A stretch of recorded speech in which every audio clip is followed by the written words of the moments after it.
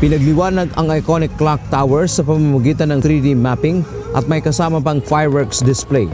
Ganito sinalubong ng mga residente ng Maynila ang taong 2025 sa unang pagkakataon.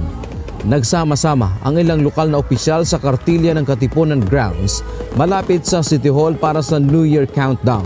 Ayon kay Mayor Hani Lacuna Pangan, matagal nilang pinagplanuhan ang paraan ng pagsalubong ng taong ito. Mas maigi na ito kaysa magpaputok na maaaring masugatan at madisgrasya pa ang isang tao. Matagal na naman po natin na talaga ina-encourage ang ating mga kababayan na sana wag na po silang magpaputok sa kanilang mga tahanan. Masaya naman ang mga residente na sumaksi sa fireworks display at pagliwanag ng iconic clock tower. Nakita kasi nila ito ng malapitan na tumagal ng 5 minuto ang fireworks display at hindi pa mapanganib.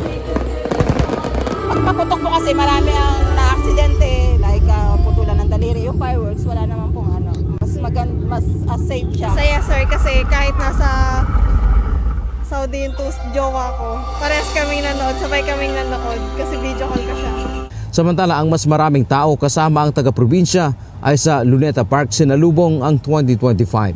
Dante Amento, UNTV, News and Rescue. Diyos ang aming sandigan, serbisyo publiko ang aming pinahahalagahan.